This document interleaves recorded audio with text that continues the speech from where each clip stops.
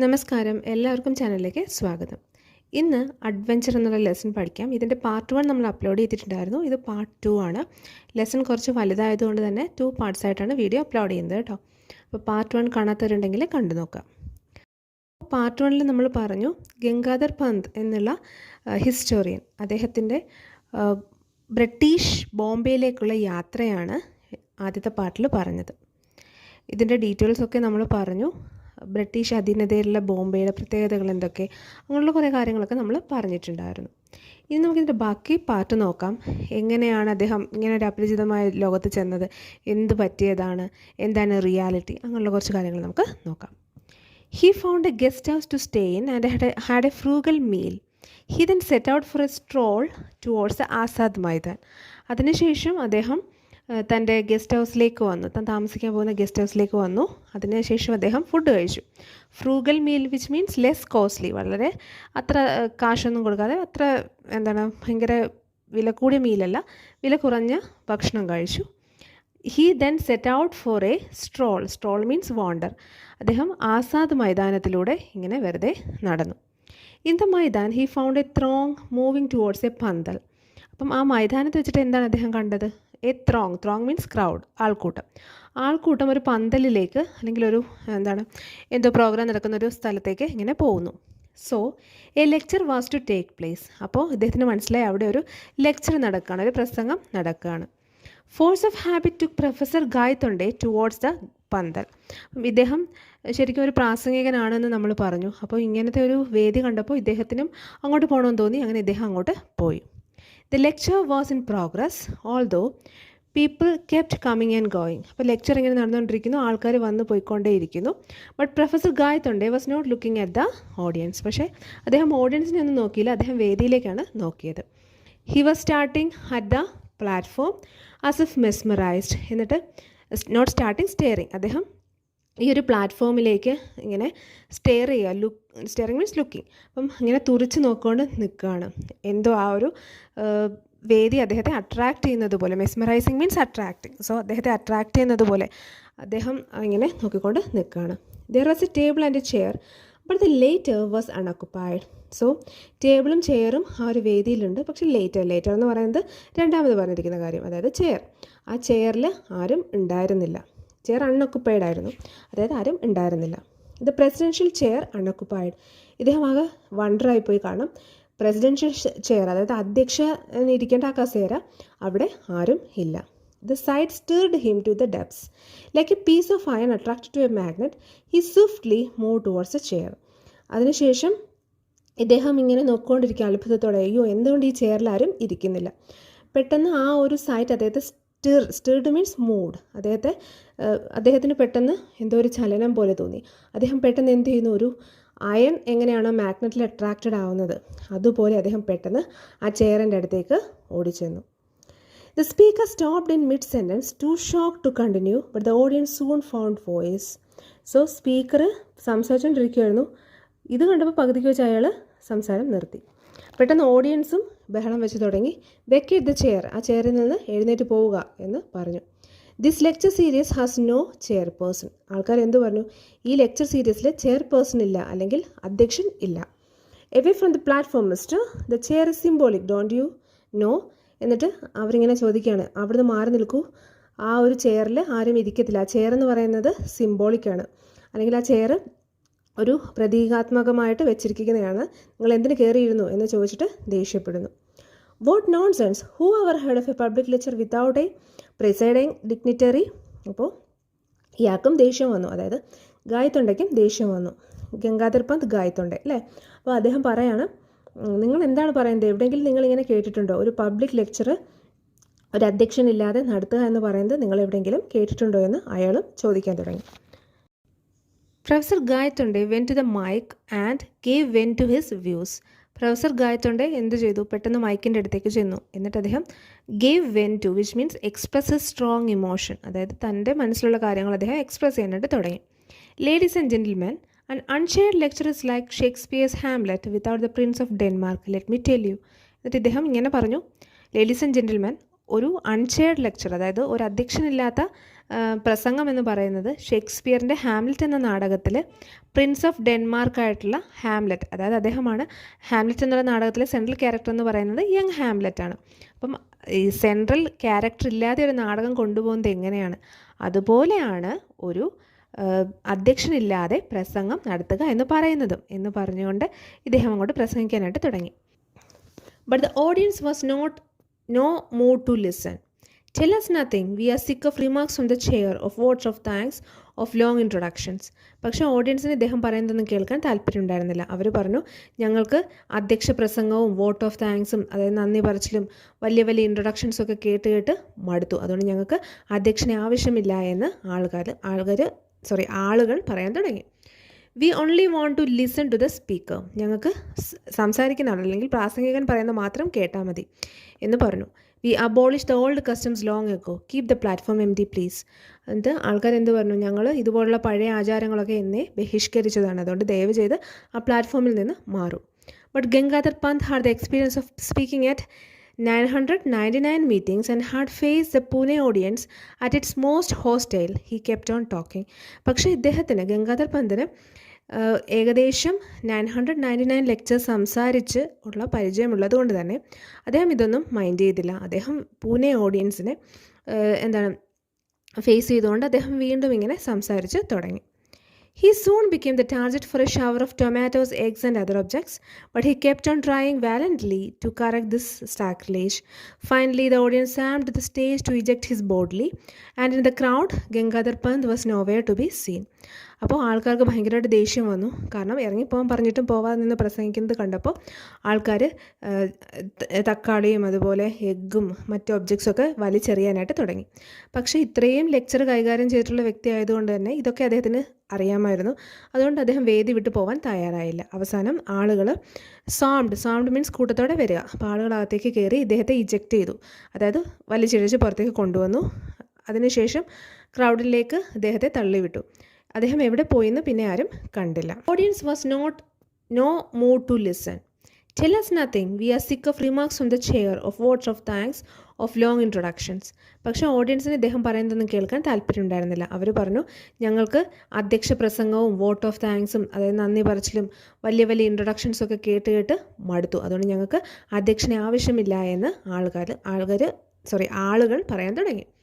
V only want to listen to the speaker. ഞങ്ങൾക്ക് സംസാരിക്കുന്ന അല്ലെങ്കിൽ പ്രാസംഗികൻ പറയുന്നത് മാത്രം കേട്ടാൽ മതി എന്ന് പറഞ്ഞു.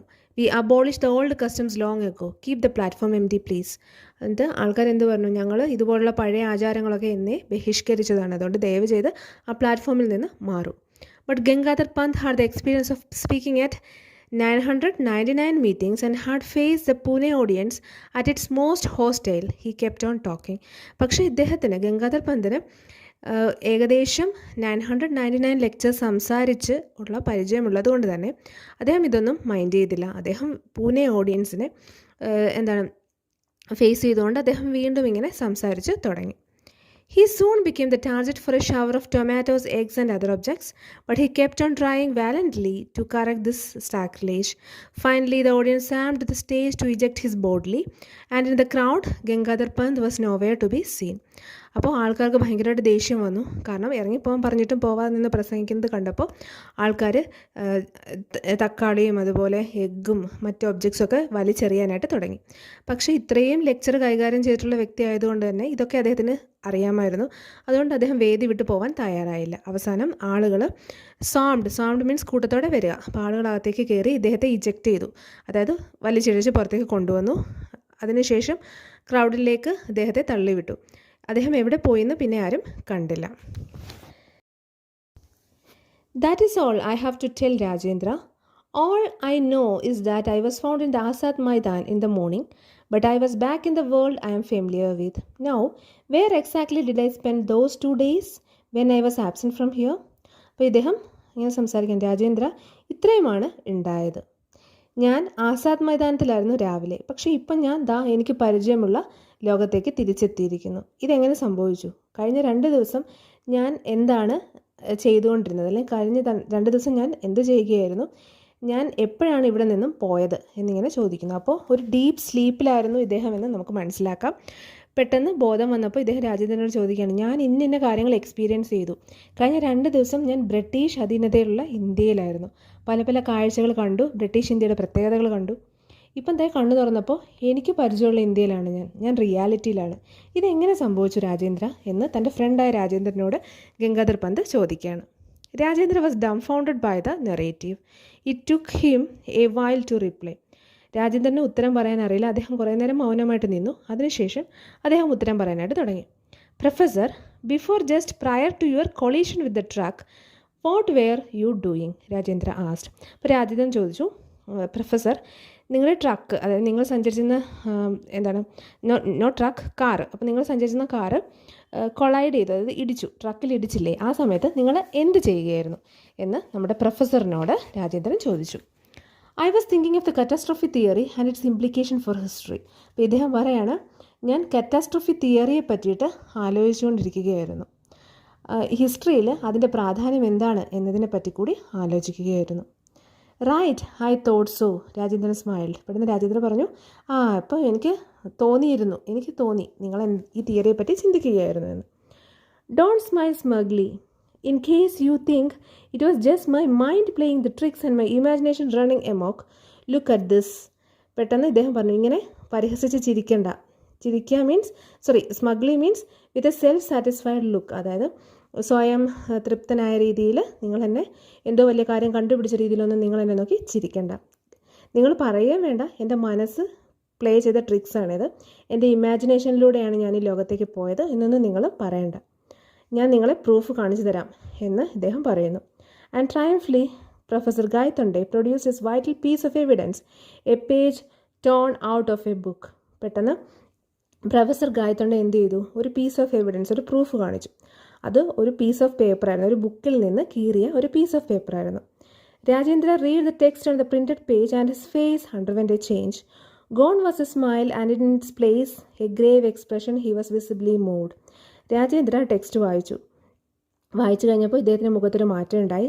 ഇദ്ദേഹം എന്ത് ചെയ്തു എന്ന് പറയുന്നു? ഇദ്ദേഹം ഇങ്ങനെ ചിരിച്ചു.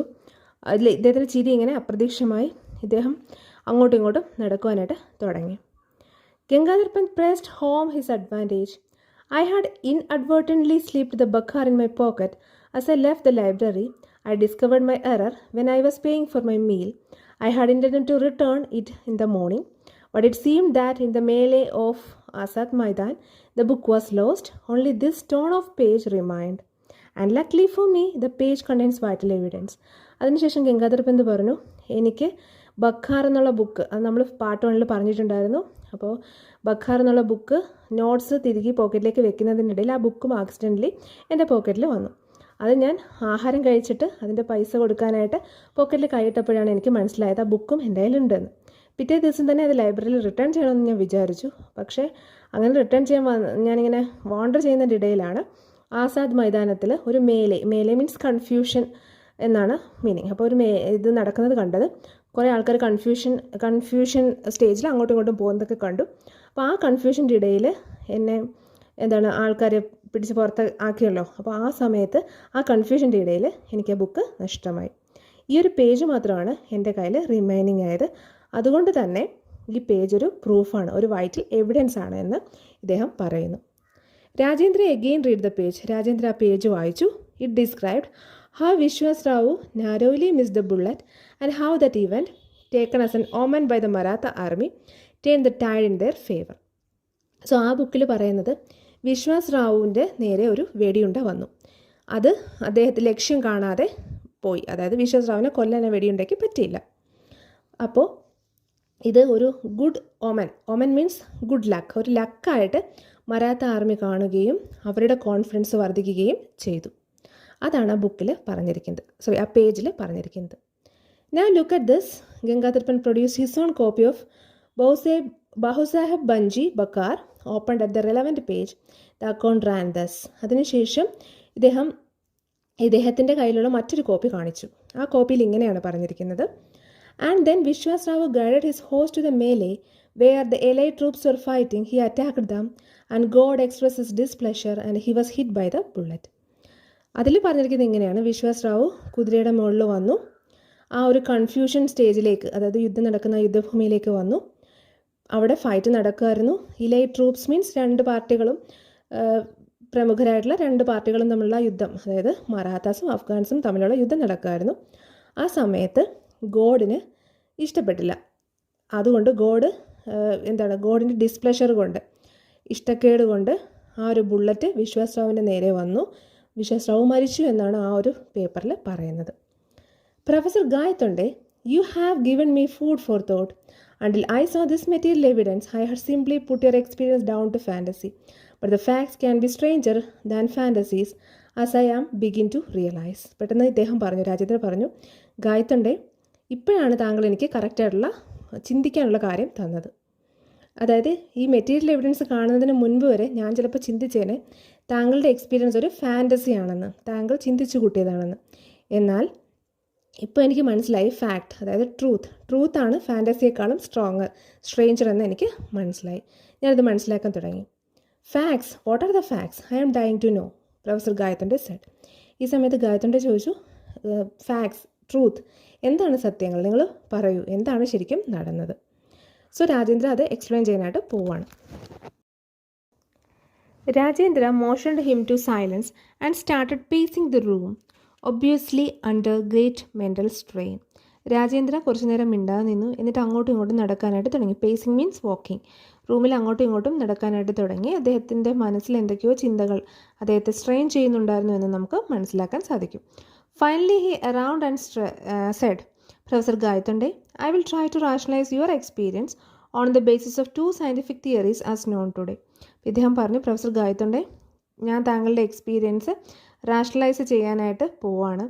2 സയൻറ്റിഫിക് തിയറിയുടെ ബേസിസിൽ എക്സ്പ്ലെയിൻ ചെയ്യാനായിട്ട്, താങ്കൾ എക്സ്പീരിയൻസ് ചെയ്ത കാര്യം എക്സ്പ്ലെയിൻ ചെയ്ത് സത്യം എന്താണ്, ഫാൻറ്റസി എന്താണ് എന്നുള്ള കാര്യത്തെപ്പറ്റി പറയാനായിട്ട് പോവാണ്. 2 തിയറികളുടെ ബേസിസിലാണ്.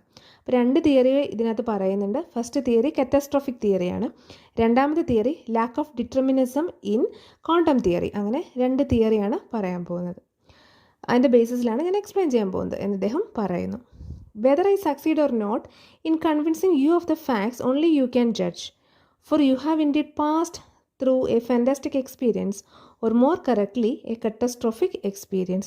Catastrophic means disastrous. അപ്പോൾ ഇദ്ദേഹം പറയാണ്, ഞാനതിൽ വിജയിക്കോ ഇല്ലയോ എന്നൊന്നും എനിക്കറിയില്ല, പക്ഷെ താങ്കൾക്ക് ജഡ്ജ് ചെയ്യാം. കാരണം താങ്കളാണ് ഈ എക്സ്പീരിയൻസിലൂടെ കടന്നുപോയത്. അപ്പോൾ താങ്കൾക്കത് ജഡ്ജ് ചെയ്യാം. Please continue Rajendra, I am all ears. I am all ears means I am ready to hear. ഞാൻ കേൾക്കാൻ തയ്യാറാണ്, രാജേന്ദ്ര പറഞ്ഞോളൂ. Professor Gaitonde replied and Rajendra continued pacing as he talked. അപ്പോൾ ഗായത്തൊണ്ടെ ഇങ്ങനെ മറുപടി പറഞ്ഞു, രാജേന്ദ്ര വീണ്ടും നടക്കുവാനായിട്ട് തുടങ്ങി. പേസിങ് മീൻസ് വാക്കിംഗ്, നമ്മൾ നേരത്തെ പറഞ്ഞിരുന്നു.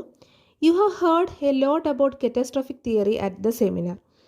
Let us apply it to battle of Panipat. അപ്പോൾ താങ്കൾ സെമിനാറിലെ കാറ്റസ്ട്രോഫിക് തിയറിയെ പറ്റി ഒരുപാട് കേട്ടിട്ടുണ്ട്. നമുക്കത് ബാറ്റിൽ ഓഫ് പാനിപ്പറ്റിലേക്ക് അപ്ലൈ ചെയ്യാം. അപ്പോൾ എന്താണ് ഈ കാറ്റസ്ട്രോഫിക് തിയറി എന്ന് നിങ്ങൾ മനസ്സിലാക്കിയിരിക്കണം. അത് നിങ്ങളുടെ ടെക്സ്റ്റിൽ തന്നെ അടുത്ത പേജിൽ, അതായത് പേജ് നമ്പർ 72 പറയുന്നുണ്ട്. ഫ്രഞ്ച് മാത്തമാറ്റീഷ്യനായിട്ടുള്ള റെനിയെ ടോം ഡിസ്ക്രൈബ് ചെയ്തിട്ടുള്ള ഒരു തിയറിയാണ് കാറ്റസ്ട്രോഫിക് തിയറി. 1960s വന്ന തിയറിയാണ്. ഈ തിയറിയിൽ പറയുന്നൊരു കാര്യം, നമ്മുടെ ചെറിയ ചേഞ്ചസ്, നമ്മുടെ സർക്കംസ്റ്റാൻസസിന്, നമ്മുടെ സിറ്റുവേഷനിൽ ഉണ്ടാകുന്ന ചെറിയ ചേഞ്ചസ് കൊണ്ട് പെട്ടെന്ന് നമ്മുടെ ബിഹേവിയറിൽ, നമ്മുടെ സ്വഭാവത്തിലുണ്ടാകുന്ന മാറ്റത്തെ, അല്ലെങ്കിൽ നമ്മുടെ ചിന്തകളിലുണ്ടാകുന്ന മാറ്റത്തെയാണ് എന്ത് പറയുന്നത്, കാറ്റസ്ട്രോഫി തിയറി എന്ന് പറയുന്നത്. അതായത് ചെറിയൊരു ചേഞ്ച് കൊണ്ട് നമ്മുടെ ചിന്തകളിലുണ്ടാകുന്ന മാറ്റം, അല്ലെങ്കിൽ നമ്മളുടെ സ്വഭാവത്തിലുണ്ടാകുന്ന മാറ്റം. ഒരു എക്സാമ്പിൾ പറഞ്ഞു കഴിഞ്ഞാൽ, എനിക്ക് തോന്നുന്നു ഈ എക്സാമ്പിൾ ആപ്റ്റാണെന്ന് തോന്നുന്നു. നിങ്ങൾ ഇതിനാണ് താരം എന്നുള്ള സിനിമ കണ്ടില്ലേ, അതിൻ്റെ ലാസ്റ്റ് ശ്രീനിവാസൻ, അതായത് ശ്രീനിവാസൻ്റെ കുറച്ച് സീക്വൻസസ് കിട്ടിയിട്ടുണ്ടായിരുന്നില്ലല്ലോ. അപ്പോൾ അതെടുക്കാനായിട്ട് മോഹൻലാൽ കുറേ അധികം സിറ്റുവേഷൻസ് ക്രിയേറ്റ് ചെയ്തിട്ട് കുറേ ആൾക്കാർ പിടിച്ചുകൊണ്ട് പോകുന്നതായിട്ടൊക്കെ സിറ്റുവേഷൻസ് ക്രിയേറ്റ് ചെയ്യില്ലേ. അപ്പോൾ പെട്ടെന്ന് അദ്ദേഹത്തിൻ്റെ ബിഹേവിയറിൽ, അതായത് ശ്രീനിവാസിൻ്റെ ബിഹേവിയറിൽ ഒരു ചേഞ്ച് ഉണ്ടാകുന്നില്ലേ. ഇദ്ദേഹം പെട്ടെന്ന് പേടിച്ചു പോകുന്നു, മാനസിക വിഭ്രാന്തി ഉള്ളതായിട്ട് ഇദ്ദേഹത്തിന് തോന്നുന്നു, ഇദ്ദേഹം ഇപ്പം മരിച്ചു പോകുമെന്ന് തോന്നുന്നു. അങ്ങനെ ഇദ്ദേഹം നാച്ചുറലായിട്ട് അഭിനയിക്കുന്നുണ്ട് ഇല്ലേ, ഒരു ഭ്രാന്തിൻ്റെ രീതിയിൽ. അപ്പം അതൊക്കെ വേണമെങ്കിൽ നമുക്കിതിന് എക്സാമ്പിളായിട്ട് പറയാം. അതായത് നമ്മുടെ സർക്കംസ്റ്റാൻസസിലുണ്ടാകുന്ന വ്യത്യാസം കൊണ്ട്, അല്ലെങ്കിൽ നമ്മുടെ സിറ്റുവേഷനിലുണ്ടാകുന്ന വ്യത്യാസം കൊണ്ട് നമുക്ക് നമ്മുടെ സ്വഭാവത്തിലുണ്ടാകുന്ന ചേഞ്ച്, നമ്മുടെ ചിന്തകളിലുണ്ടാകുന്ന ചേഞ്ച്, അതാണ് കാറ്റസ്ട്രോഫി തിയറി എന്ന് പറയുന്നത്. ഓക്കെ, അപ്പം നമുക്ക് നോക്കാം ഇത് വാക്യം എന്താണെന്നുള്ളത്. Wars fought face to face on open grounds offer excellent examples of this theory. അപ്പോൾ ഈ ഒരു യുദ്ധം, അതായത് ഫേസ് ടു ഫേസ് നോക്കി നടത്തുന്ന ഈ ഒരു യുദ്ധം ഈ തിയറിക്ക് എക്സാമ്പിളാണ്. The Maratha army was facing Abdali's troops on the field of Panipat. അപ്പോൾ മറാത്ത ആർമി അബ്ദാലീസിൻ്റെ, അതായത് അബ്ദാലി എന്ന് പറയുന്നത് അഫ്ഗാൻ ലീഡറാണ്, അദ്ദേഹത്തിൻ്റെ ആർമിയുമായിട്ട് യുദ്ധം നടത്തുകയാണ്. There was no great disparity between the later troops and the opposing force. Disparity means difference. രണ്ടുപേരും, അഫ്ഗാൻസ് ആയാലും മറാത്താസ് ആയാലും, അവർ രണ്ടുപേരും ഒരേ ശക്തികളാണ്, തുല്യ ശക്തികളാണ്. അവർ തമ്മിൽ അങ്ങനെ വലിയ വ്യത്യാസമൊന്നുമില്ല, എല്ലാ കാര്യത്തിലും അവർ തുല്യ ശക്തികളാണ്. ദെയർ ആർമർ എന്ന് വെച്ചാൽ പടച്ചട്ട, അവരുടെ പടച്ചട്ട കമ്പയറബിൾ ആണ്. അതായത് രണ്ടു പേർക്കും ഏകദേശം ഒരേ ശക്തി, ഒരേ ആയുധങ്ങളാണ് ഉള്ളത്, ഒരേ ഇൻഫ്രാസ്ട്രക്ചർ ഫെസിലിറ്റീസ് ആണുള്ളത്, എല്ലാം ഉണ്ട്. Okay, so a lot dependent on the leaderships and moral of the troop. അപ്പോൾ രണ്ടു പേർക്കും ആരെ ആശ്രയിക്കേണ്ടതാണ്? അതായത് അവരുടെ സൈനികരെ ആശ്രയിക്കണം. കാരണം ആയുധങ്ങളെല്ലാം ഒരേപോലെയാണ്, അവർ തുല്യ ശക്തികളാണ്, എല്ലാ ഫെസിലിറ്റീസും ഒരേപോലെയാണ്. അപ്പോൾ ബാക്കിയെല്ലാം ആരെ ഡിപ്പെൻഡ് ചെയ്തുകൊണ്ടാണ്? അവരുടെ സോൾജിയേഴ്സിനെ, അവരുടെ കറേജ്, അവരുടെ ധൈര്യവും അവരുടെ മനസാന്നിധ്യത്തിനെയൊക്കെ ഡിപ്പെൻഡ് ചെയ്തിട്ടാണ് ആ യുദ്ധം മുന്നോട്ട് പോയിക്കൊണ്ടിരിക്കുന്നത്. Okay, the juncture at which Vishwas Rao, the son of and the heir to the Peshwa was killed prove to be the turning point. എപ്പോഴാണ് ഈ യുദ്ധത്തിൻ്റെ ഒരു ടേണിംഗ് പോയിൻറ്റ് വന്നതെന്ന് ചോദിച്ചു കഴിഞ്ഞാൽ, the juncture means a particular time, ആ നിശ്ചിത സമയത്തിലാണ്. ഏത് നിശ്ചിത സമയത്തിൽ? വിശ്വാസ് റാവുവിൻ്റെ, അതായത് പേഷ്വ ലീഡറിൻ്റെ ഹെയർ, അനന്തരാവകാശിയായ വിശ്വാസ് റാവു കൊല്ലപ്പെടുന്ന ആ ഒരു നിമിഷത്തിലാണ് ഈ ഒരു യുദ്ധത്തിന് ഗതി ചേഞ്ച് ചെയ്യുന്നത്. History has it, his uncle Bhau Saheb rushed in to the melee and was never seen. ഹിസ്റ്ററിയിൽ പറയുന്നത് ഈ സമയത്ത് വിശ്വാസ് റാവുവിൻ്റെ അങ്കിളായിട്ടുള്ള ബാഹു സാഹേബ് പെട്ടെന്ന് ആ മേലയിലേക്ക്, മീൻസ് ആ ഒരു കൺഫ്യൂസിങ് ആയിട്ടുള്ള സ്ഥലത്തേക്ക് പെട്ടെന്ന്, അതായത് രണ്ട് ആൾക്കാർ യുദ്ധം നടന്നുകൊണ്ടിരിക്കുകയാണ്, വളരെ കൺഫ്യൂഷൻ നടന്നുകൊണ്ടിരിക്കുന്ന ഒരു സ്ഥലത്തേക്ക് പെട്ടെന്ന് ഇരച്ചു കയറുന്നു, പെട്ടെന്ന് ഓടിച്ചെല്ലാണ്. പിന്നെ അദ്ദേഹം എവിടെ പോയി, എന്ത് പറ്റി അദ്ദേഹത്തിന് എന്ന് അറിയില്ല. ചിലപ്പോൾ കൊല്ലപ്പെട്ടിട്ടുണ്ടാവാം, ചിലപ്പോൾ ഓടിപ്പോയിട്ടുണ്ടാവാം, എന്താണ് പറ്റിയതെന്ന് അറിയില്ല. Whether he was killed in the battle of survived is not known. കൊല്ലപ്പെട്ടോ അതോ ജീവിച്ചിരിപ്പുണ്ടോ അത് ഇപ്പോഴും അറിയാത്ത സത്യമാണ്. But for the troops at that particular moment that blow of losing the leaders was crucial. എന്നാൽ ട്രൂപ്സ് എന്ന് പറയുമ്പോൾ സോൾജേഴ്സിന് ഈ ഒരു പെർട്ടിക്കുലർ മൊമെൻറ്റ് വളരെ ക്രൂഷ്യലായിരുന്നു. കാരണം അവരുടെ ഹെഡ് ലീഡറാണ് മരിച്ചിരിക്കുന്നത്. അവരുടെ എല്ലാ കോൺഫിഡൻസും അവിടെ തകർന്നു പോകാൻ തുടങ്ങി. The loss there morale and fighting spirit. അപ്പോൾ അവർക്ക് അവരുടെ ധൈര്യവും അതുപോലെ അവരുടെ ആ ഒരു ശക്തിയും എല്ലാം അവിടെ നഷ്ടപ്പെട്ടു.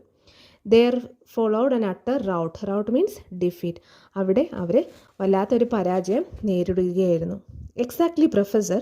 And what you have shown me on that torn page is the course taken by the battle when the bullet missed Vishwas Rao.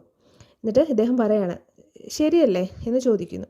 എന്നിട്ട് പറയുന്നു, താങ്കൾ എന്നെ കാണിച്ച ആ ഒരു കീറിയ പേജിനുള്ളിൽ ഈ ഒരു യുദ്ധത്തിൻ്റെ ഗതിയെ പറ്റിയിട്ടാണ് പറഞ്ഞിരിക്കുന്നത്. അതിൽ ബുള്ളറ്റ് വിശ്വാസ് റാവുവിന് മിസ് ചെയ്തു എന്ന് പറയുന്നു. ആ ബുള്ളറ്റിന് വിശ്വാസ് റാവുവിനൊന്നും ചെയ്യാൻ പറ്റിയില്ല എന്ന് പറയുന്നു. A crucial event gone the other way. മറ്റൊരു ഇവൻറ്റ് അതേ വഴിയിലൂടെ ഇങ്ങനെ കടന്നു പോവുകയായിരുന്നു. And its effect on the troop was also opposite. അതുകൊണ്ട് തന്നെ ഇഫക്റ്റും ഓപ്പോസിറ്റായി മാറുന്നു. It boosted their morale and provided just that extra impetus that made all the difference. പെട്ടെന്ന് എന്തു പറ്റുന്നു? ആൾക്കാരുടെ കോൺഫിഡൻസ്, അതായത് ബുള്ളറ്റ് വന്നു, അത് മിസ് ചെയ്യുന്നു, അതുകൊണ്ട് തന്നെ വിശ്വാസ് റാവു രക്ഷപ്പെടുന്നു. പെട്ടെന്ന് സോൾജേഴ്സിൻ്റെ കോൺഫിഡൻസ് കൂടുകയാണ്. And effect on the troop according to his fantasy is gone another way. അതായത് ഇദ്ദേഹം വായിച്ചുകൊണ്ടിരിക്കുകയായിരുന്നില്ലേ ആ സമയത്തല്ലേ ആക്സിഡൻറ്റ് നടന്നത്. അപ്പോൾ ഇദ്ദേഹം വായിച്ചത് വിശ്വാസ് റാവുവിന് ആ ഒരു ബുള്ളറ്റ് നഷ്ടമായി എന്ന ആ ഒരു മീൻസ് ആ ബുള്ളറ്റിന് വിശ്വാസ് റാവുവിന് ഒന്നും ചെയ്യാൻ പറ്റിയില്ല എന്നൊരു കാര്യമാണ് ഇദ്ദേഹം വായിച്ചത്. നെക്സ്റ്റ് മൊമെൻറ്റിൽ ചിലപ്പോൾ പേപ്പറിൽ പറയുന്നുണ്ടാവാം, എന്താണ്, വിശ്വാസ് റാവുവിന് വീണ്ടും വെടിയുണ്ട വന്നു, വിശ്വാസ് റാവു മരിച്ചു. പക്ഷേ അത് വായിക്കുന്നതിന് മുൻപ് ആക്സിഡൻറ്റ് നടന്നു. അപ്പോൾ ഇദ്ദേഹത്തിൻ്റെ മനസ്സിൽ എന്താണ്, വിശ്വാസ് റാവുവിന് കുഴപ്പമൊന്നും സംഭവിച്ചിട്ടില്ല. വിശ്വാസ് റാവു എന്നുള്ള ലീഡർ സ്ട്രോങ് ആണ്, അദ്ദേഹം ഉള്ളപ്പോൾ മറാത്ത ആർമി ഒരിക്കലും പരാജയപ്പെടില്ല. ആ ഒരു ചിന്തയായിരുന്നു ഇദ്ദേഹത്തിൻ്റെ മനസ്സിൽ. ആക്സിഡൻറ്റിൽ ഇദ്ദേഹം കോമ സ്റ്റേജിലേക്കായി. അപ്പോൾ ഇദ്ദേഹത്തിൻ്റെ മനസ്സിൽ ഇങ്ങനെ കുറേ ചിന്തകൾ വന്നു. അതെല്ലാം കൂടി ഇങ്ങനെ വന്നിട്ടാണ് വിശ്വാസ്റാവു മരിച്ചിട്ടില്ല എങ്കിൽ മറാത്ത ജയിക്കും. മറാത്ത ജയിച്ചു കഴിഞ്ഞാൽ ഇന്ത്യയിൽ ബ്രിട്ടീഷുകാർക്ക് പിന്നെ സ്ഥാനം ഉണ്ടാവില്ല. ഓക്കെ, അപ്പോൾ ബ്രിട്ടീഷ് ഇന്ത്യ എങ്ങനെയായിരിക്കും എന്നുള്ള ചിന്തയായിരുന്നു ഇദ്ദേഹം കോമ സ്റ്റേജിൽ കിടന്ന് എക്സ്പീരിയൻസ് ചെയ്തത്. ഓക്കെ, അതാണ് ഇദ്ദേഹം ശരിക്കും 2 ദിവസം കോമ സ്റ്റേജിലായിരുന്നു എന്ന് പറഞ്ഞല്ലോ. അപ്പോൾ ഇദ്ദേഹത്തിൻ്റെ മനസ്സിലൂടെ പോയ ചിന്തകളാണ് അത്. സോ നമുക്ക് നോക്കാം. Maybe so, similar statements are made about the Battle of Waterloo, which Napoleon could have won, but we live in a unique world which has a unique history. This idea of it might have been is okay for the sake of speculation, but not for reality.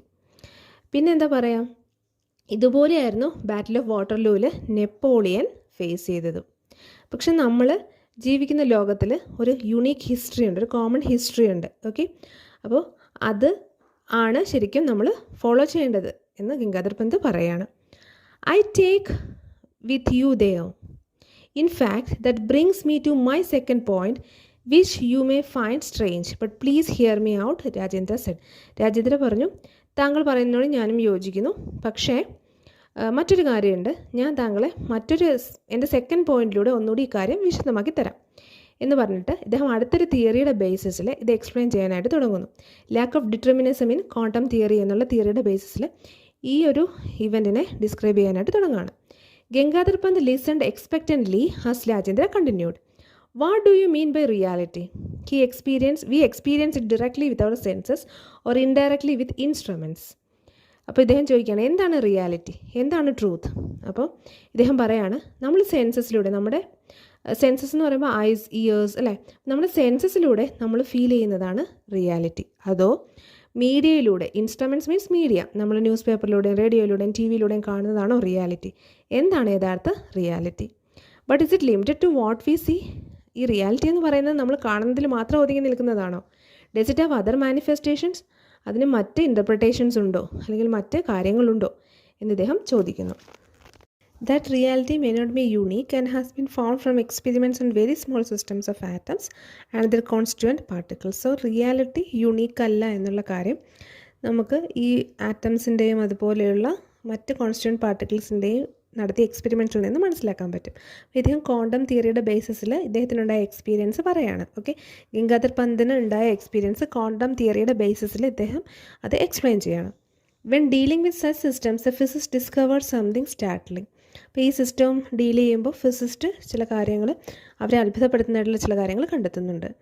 The behaviour of these systems cannot be predicted definitely even if all the physical laws governing those systems are non.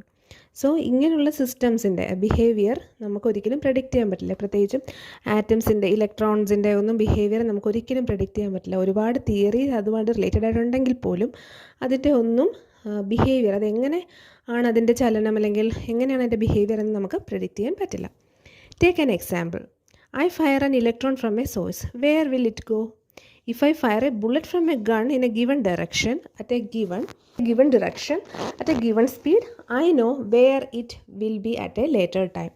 So ഇദ്ദേഹം പറയാണ്, ഞാൻ electron fire ചെയ്യുകയാണെങ്കിൽ അതെവിടെ പോകുമെന്ന് എനിക്ക് പറയാൻ പറ്റില്ല, അതിൻ്റെ ഡിറക്ഷൻ എന്താണെന്ന് എനിക്ക് പറയാൻ പറ്റില്ല.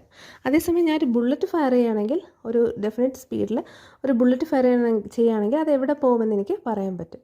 But I cannot make such an assertion for the electron. എന്നാൽ ഇലക്ട്രോണിൻ്റെ കേസിൽ എനിക്ക് അങ്ങനെ ഒരു അസേർഷൻ പറയാൻ പറ്റില്ല. I may be here, there, anywhere. അപ്പോൾ ഇറ്റ് മേ ബി, അത് ചിലപ്പോൾ ഇവിടെ ഉണ്ടാവാം, ചിലപ്പോൾ വേറെ എവിടെയെങ്കിലും ആയിരിക്കാം, ചിലപ്പോൾ അല്ലെങ്കിൽ മറ്റെവിടെയെങ്കിലും ആയിരിക്കും. അപ്പം എന്താണ് ഇലക്ട്രോൺ എങ്ങോട്ട് പോകും, അതിൻ്റെ ഡിറക്ഷൻ എന്താണെന്ന് നമുക്ക് പറയാൻ പറ്റില്ല.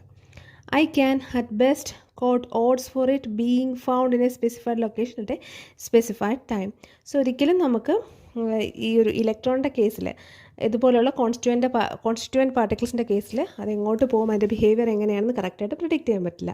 ഇതിനെയാണ് lakh of determinism in quantum theory എന്ന് പറയുന്നത്. ഓക്കെ, അതായത് ഇത്രയൊക്കെ കണ്ടുപിടിച്ചിട്ടുണ്ടെങ്കിലും ഇതിൻ്റെ ലക്ഷ്യം എങ്ങോട്ടെന്ന് പ്രിഡിക്റ്റ് ചെയ്യാൻ പറ്റില്ല. ആ തിയറിയാണ് ലാക്ക് ഓഫ് ഡിറ്റർമിനിസം. പെട്ടെന്ന് ഗംഗാധർ പന്ത് പറയാണ്, ഞാൻ കേട്ടിട്ടുണ്ട്, even an ignoramus historian like me has heard of it. Ignoramus means ignorant.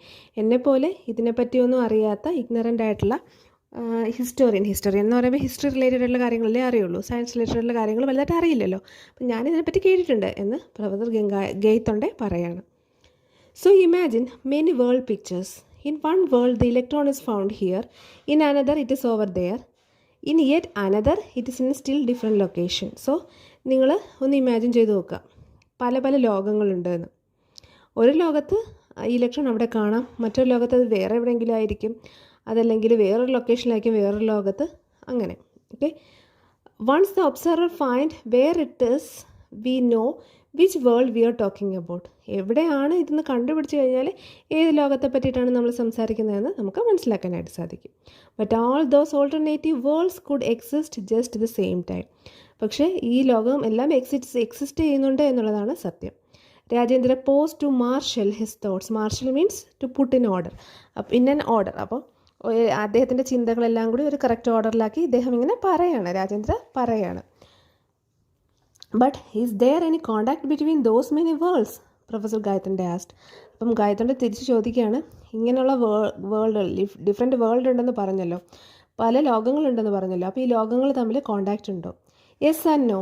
Imagine two worlds for example. In both an electron is orbiting the nucleus of an atom. So ഇദ്ദേഹം പറഞ്ഞു, ചിലപ്പോൾ ഉണ്ടാവാം, ചിലപ്പോൾ ഇല്ലാതിരിക്കാം. നിങ്ങളൊന്ന് ഇമാജിൻ ചെയ്ത് നോക്കൂ രണ്ട് ലോകങ്ങളെ പറ്റി. രണ്ടിലും ന്യൂക്ലിയസ് എന്താണ് ഇങ്ങനെ ഇലക്ട്രോൺ ഇങ്ങനെ ന്യൂക്ലിയസിന് ചുറ്റും ഓർബിറ്റ് ചെയ്തുകൊണ്ടിരിക്കുകയാണ്, കറങ്ങിക്കൊണ്ടിരിക്കുകയാണ്. Like planets around the sun. Gangadhar Pant interjected. So Gangadhar Pant പറയാണ്, ശരിയാണ്, പ്ലാനറ്റ്സ് സണ്ണിന് ചുറ്റും കറങ്ങുന്ന പോലെ അല്ലേ എന്ന് ചോദിക്കുന്നു. Not quite, but we know the precise trajectory of the planet. ഇദ്ദേഹം പറയാണ്, ശരിക്കും പ്ലാനറ്റ് സണ്ണിന് ചുറ്റും കറങ്ങുന്ന പോലെയല്ല ആറ്റം ന്യൂക്ലിയസിൻ്റെ ചുറ്റും ഇലക്ട്രോൺ കറങ്ങുന്നത്. കാരണം അതിനൊരു definite path, precise trajectory means correct path, ഒരു ഡെഫിനറ്റ് പാത്ത്, അത് നമുക്കൊരിക്കലും പ്രെഡിക്റ്റ് ചെയ്യാൻ പറ്റില്ല. The electron could be orbiting in any of a large number of specified states. These states may be used to identify the world. So state എന്ന് പറയുമ്പോൾ എന്താണ്, ഷെല്ലിനെയാണ് ഉദ്ദേശിക്കുന്നത്. Okay, electron ഇങ്ങനെ പല സ്റ്റേറ്റ്സിലൂടെ ഇങ്ങനെ കറങ്ങിക്കൊണ്ടിരിക്കുന്നു എന്ന് വിചാരിക്കുക. These states may be used to identify the world. ഈ സ്റ്റേറ്റ്സ് നമുക്കൊരു വേൾഡ് ആണെന്ന് പറയാം. അതായത് പാത്ത് ഉണ്ടല്ലോ, ഇലക്ട്രോൺ കറങ്ങുന്ന പാത്ത് ഉണ്ടല്ലോ, അതിനാണ് സ്റ്റേറ്റ് എന്ന് പറയുന്നത്. അപ്പോൾ ഒരു സ്റ്റേറ്റിൽ ഇലക്ട്രോൺ ഹൈ എനർജിയോടാണ് കറങ്ങുന്നതെന്ന് വിചാരിക്കുക. ഇൻ സ്റ്റേറ്റ് നമ്പർ 2, രണ്ടാമത്തെ സ്റ്റേറ്റിൽ അത് ലോവർ എനർജിയോടാണ് കറങ്ങുന്നതെന്ന് വിചാരിക്കുക. It may make a jump from one high to low energy and send out a pulse of radiation. ചിലപ്പോൾ ലോ എനർജിയിൽ നിന്ന് ഹൈ എനർജിയിലേക്ക് ഇതിന് മാറാനും തിരിച്ചു മാറാനും ഒക്കെ പറ്റും. ഓക്കെ, അതിന് എന്താണ് റേഡിയേഷൻ പ്രൊഡ്യൂസ് ചെയ്യാനും അങ്ങനെയൊക്കെ പറ്റും. ഒരു പൾസ് ഓഫ് റേഡിയേഷൻ ക്യാൻ നോക്ക് it out of the state number 2 into state number 1.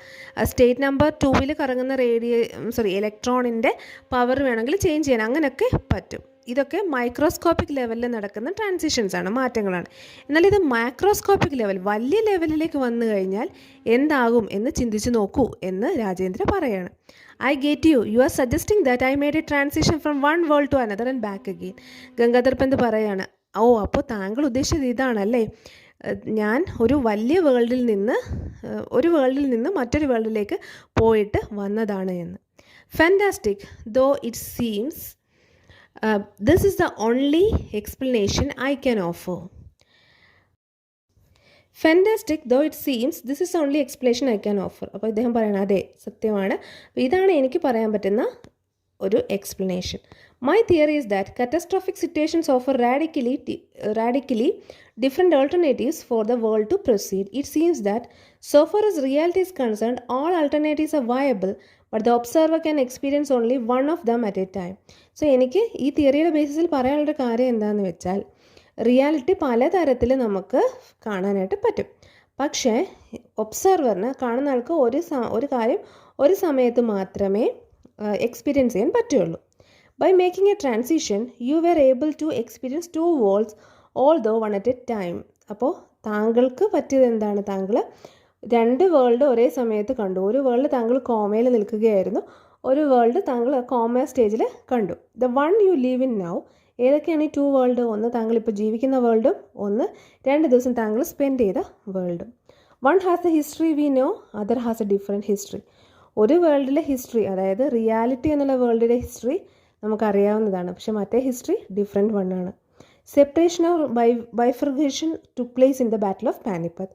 You neither travel to the past nor to the future. You were in the present but experiencing a different world. താങ്കൾ എന്താണ് ബാറ്റിൽ of Panipat related ആയിട്ടുള്ള ഹിസ്റ്ററിയാണ് കണ്ടത്. താങ്കൾ ഒരു പാസ്റ്റിലോട്ട് സഞ്ചരിച്ചിട്ടില്ല, time travel നടത്തിയിട്ടില്ല. അതുപോലത്തെ ഒരു experience ആണെന്ന് താങ്കൾക്ക് ഫീൽ ചെയ്യുന്നുണ്ടെങ്കിലും താങ്കൾ ടൈം ട്രാവലൊന്നും നടത്തിയിട്ടില്ല. താങ്കൾ ഫ്യൂച്ചറിലോട്ട് പോയിട്ടുമില്ല. താങ്കൾ പ്രസൻറ്റിൽ തന്നെയായിരുന്നു. പക്ഷേ താങ്കൾ മറ്റൊരു വേൾഡ് എക്സ്പീരിയൻസ് ചെയ്തു. Of course, by the same token, there must be many more different worlds arising out of bifurcations at different point of time. ഇതുപോലെ പല പല ലോകങ്ങൾ എക്സിസ്റ്റ് ചെയ്യുന്നുണ്ടെന്ന് ഇദ്ദേഹം പറയാണ്. As Rajendra concluded, Gangadhar Pant asked the question that was beginning to bother him most. But why did I make the transition? Gangadhar Rajendra ഇതൊക്കെ ഈ തിയറിയുടെ ബേസിൽ ഇത് പറഞ്ഞു കൺക്ലൂഡ് ചെയ്തു. ഈ സമയത്ത് ഗംഗാധർ പന്ത് ഒരു ക്വസ്റ്റ്യൻ ചോദിച്ചു, ഞാൻ എന്നാലും എന്തിനാണ് അങ്ങനെ ട്രാൻസിഷൻ നടത്തിയത്? റിയൽ ഇന്ത്യയിൽ നിന്ന് ബ്രിട്ടീഷ് ഇന്ത്യയിലേക്ക് ഞാൻ എന്തിനാണ് അങ്ങനെ ഒരു ട്രാൻസിഷൻ നടത്തിയത്? അതിൻ്റെ കാര്യം എന്തായിരിക്കും? If I knew the answer I would solve a great problem. Unfortunately there are many unsolved questions in science and this is one of them. അപ്പോൾ ഇദ്ദേഹം പറയാണ്, ഉത്തരം അറിയായിരുന്നെങ്കിൽ ഞാനത് സോൾവ് ചെയ്തേനെ. അൺഫോർച്ചുനേറ്റ്ലി ഒരുപാട് അൺസോൾവ്ഡ് ആയിട്ടുള്ള ക്വസ്റ്റ്യൻസ് ഉണ്ട് സയൻസിൽ. ഇതും അങ്ങനെ ഒരെണ്ണമാണ്. But that does not stop me from guessing. പക്ഷേ ഇതിൽ എന്താണ്, നമുക്ക് ഗെസ് ചെയ്ത് വേണമെങ്കിൽ പറയാമെന്നല്ലാതെ നമുക്ക് കറക്റ്റായിട്ട് ഉത്തരം പറയാൻ പറ്റില്ല. Rajendra smiled and proceeded. You need some interaction to cause a transition. Perhaps at the time of collision you were thinking about catastrophe theory and its role in wars. Maybe you were wondering about battle of Panipat. Perhaps neurons in your brain acted as a trigger. ചിലപ്പോൾ ഇങ്ങനെയായിരിക്കും സംഭവിച്ചിട്ടുണ്ടാവുക. താങ്കൾ battle of പാനിപ്പത്തിനെ പറ്റി വായിച്ചുകൊണ്ടിരിക്കുകയായിരുന്നു. പെട്ടെന്ന് car collide ചെയ്തു ട്രക്കുമായിട്ട്. അപ്പോൾ താങ്കളുടെ മനസ്സ് നടത്തിയൊരു യാത്രയാവാം ഇത്. താങ്കളുടെ ബ്രെയിനിൽ ന്യൂറോൺസ് നടത്തിയൊരു ട്രിഗർ ആവാം, ഒരു ട്രിക്കാവാം ഇത് എന്ന് പറയുന്നു. A good guess. I was indeed wondering what course history would have taken if the result of the battle had gone the other way. ചിലപ്പോൾ അങ്ങനെ ആയിരിക്കാം എന്ന് പറയുന്നു. ഞാൻ ചിലപ്പോൾ ചിന്തിച്ചിട്ടുണ്ടാവാം, ഇപ്പോൾ ഹിസ്റ്ററി മറ്റൊരു വേയിലായിരുന്നുവെങ്കിൽ, വിശ്വാസ് റാവു മരിച്ചിട്ടില്ലായിരുന്നുവെങ്കിൽ ഇന്ത്യയുടെ ചരിത്രം എങ്ങനെയാകും എന്ന് ഞാൻ ചിലപ്പോൾ ചിന്തിച്ചുകൊണ്ടിരുന്ന സമയത്തായിരിക്കാം ഞാൻ കോമ സ്റ്റേജിലേക്ക് പോയത്. കാറ് വന്ന് ട്രക്കിലിടിച്ച് ഞാൻ കോമ സ്റ്റേജിലേക്ക് പോയത്. ആ കോമ സ്റ്റേജിൽ ഞാൻ ചിലപ്പോൾ മറ്റൊരു വേൾഡിലേക്ക് യാത്ര നടത്തിയതായിരിക്കാം മനസ്സുകൊണ്ട്, ഒരു ഫാൻറ്റസി പോലെ എന്ന് ഇദ്ദേഹം പറയാണ്. Professor Gaitonde said that was going to be the topic of my 1000th presidential address. എന്നിട്ട് പറയാണ്, എന്താണ്, ശരിക്കും അതായിരിക്കാം എൻ്റെ ടോപ്പിക്. ചിലപ്പോൾ ഞാൻ ആ ഒരു ടോപ്പിക്കായിരിക്കും ഡിസൈഡ് ചെയ്തിട്ടുള്ളത്. ബാറ്റിൽ ഓഫ് പാനിപ്പത്തിൽ മറാത്ത ആർമി ജയിച്ചിരുന്നെങ്കിൽ ഇന്ത്യയുടെ ഭാവി എന്താകുമായിരുന്നു എന്നതായിരിക്കാം എൻ്റെ 1000ാമത്തെ ആ ഒരു ലെക്ചറിൽ ഞാൻ പ്ലാൻ ചെയ്ത ടോപ്പിക്. അപ്പോൾ കോമ സ്റ്റേജിലെത്തിയപ്പോൾ ഞാൻ അതിനെപ്പറ്റി അറിയാണ്ട് അതിലേക്ക് പോയതാണ്. ചില സിനിമയിലൊക്കെ നമ്മൾ കാണില്ലേ, ഇപ്പം ഗുരു ഫിലിമിലൊക്കെ മോഹൻലാൽ മറ്റൊരു വേൾഡിലേക്ക് പോകുന്നില്ലേ, ആ ഒരു ഉറക്കത്തിൽ അദ്ദേഹം മറ്റൊരു വേൾഡിലേക്ക് പോകുന്നു. അതൊക്കെ നമുക്ക് ഇതുമായിട്ട് കണക്ട് ചെയ്യാം കേട്ടോ. അപ്പം അങ്ങനെ അത് അതിൻ്റെ ഒരു ബാക്ക്ഗ്രൗണ്ട് ഇതുമായിട്ട് നന്നായിട്ട് കണക്ട് ചെയ്യാനായിട്ട് പറ്റും. Now you are in a happy position of recording your real life experience rather than just speculating. Rajendra laughed but Gangadhar Pant was grave. ഈ സമയത്ത് രാജേന്ദ്രൻ ചിരിച്ചുകൊണ്ട് പറഞ്ഞു, ഇപ്പോൾ എന്തായാലും താങ്കൾ റിയൽ ലൈഫ് എക്സ്പീരിയൻസിലേക്ക് വന്നല്ലോ, അത് തന്നെ ഒരു വലിയ കാര്യം എന്ന് പറഞ്ഞുകൊണ്ട് ഇദ്ദേഹം ഇങ്ങനെ ചിരിക്കുന്നു. പക്ഷേ ഗംഗാധർ പന്ത് അപ്പോഴും വല്ലാത്തൊരു ചിന്തയിലായിരുന്നു. No Rajendra, my 1000th address was made on Asan Maidan, which I was so rudely interrupted. No, the Professor Gaitonde, who disappeared while defending his chair on the platform, will now never be seen presiding at another meeting. പറയാണ്, എൻ്റെ 1000ാമത്തെ address Azad മൈതാനത്തിൽ കഴിഞ്ഞു. ഇനി ഞാൻ വേറൊരു മീറ്റിങ്ങിലും പ്രിസൈഡ് ചെയ്യുന്നില്ല എന്ന് ഇദ്ദേഹം പറയുകയാണ്. I have conveyed my regards to the organisers of the Panipat seminar. എനിക്ക് വരാൻ പറ്റില്ല, അല്ലെങ്കിൽ പാനിപ്പത്ത് സെമിനാറിൽ പങ്കെടുക്കാൻ പറ്റില്ല എന്നുള്ള ആ ഒരു കാര്യം ഞാൻ ഓർഗനൈസേഴ്സിനെ അറിയിച്ചു കഴിഞ്ഞു. ഇനി എൻ്റെ 1000ാമത്തെ ലെക്ചർ ആസാദ് മൈതാനത്തിലാണ് കഴിഞ്ഞത്. അവിടെ ഞാൻ പ്രസംഗിക്കാൻ ചെന്നപ്പോൾ എല്ലാവരും കൂടി എന്നെ പിടിച്ച് പുറത്താക്കിയില്ലേ. അപ്പോൾ ഇനി എനിക്ക് ഒരു പ്രസംഗമില്ല എന്ന് ഇദ്ദേഹം പറയുന്നു. അല്ലെങ്കിൽ ഇനി അദ്ദേഹം ഇങ്ങനെയുള്ള പരിപാടിയിൽ അദ്ദേഹം പങ്കെടുക്കില്ല എന്ന് പറയാണ്. അപ്പം ഇത്രയേ ഉള്ളൂ ഈ ഒരു lesson. The adventure science based ആയിട്ടുള്ള ഒരു കുറേ തിയറിയും കാര്യങ്ങളും ഒക്കെ പറഞ്ഞുകൊണ്ട് പ്രോഗ്രസ് ചെയ്യുന്ന ഒരു ലെസണാണ് ദ അഡ്വെഞ്ചർ. അപ്പോൾ ഇത്രയേ ഉള്ളൂ ഈ ഒരു വീഡിയോ നിങ്ങൾക്ക് ഇഷ്ടപ്പെട്ടു, ലെസൺ നിങ്ങൾക്ക് മനസ്സിലായി എന്ന് വിചാരിക്കുന്നു. ഇനി ഏതെങ്കിലും ലെസണിൻ്റെ ഇതുപോലത്തെ ഇംഗ്ലീഷിൽ നിന്ന് മലയാളം സമ്മറി അല്ലെങ്കിൽ മലയാളം ട്രാൻസ്ലേഷൻ വേണമെന്നുണ്ടെങ്കിൽ, മലയാളത്തിലുള്ള ക്ലാസ് വേണമെന്നുണ്ടെങ്കിൽ നിങ്ങൾക്ക് പറയാം, കമൻറ്റ് ബോക്സിൽ പറയാം, അല്ലെങ്കിൽ മെയിൽ ചെയ്യാം കേട്ടോ. അപ്പോൾ ഇത്രയേ ഉള്ളൂ. Happy learning and thank you. വീണ്ടും വേറൊരു വീഡിയോ ആയിട്ട് കാണാം. Okay, thank you.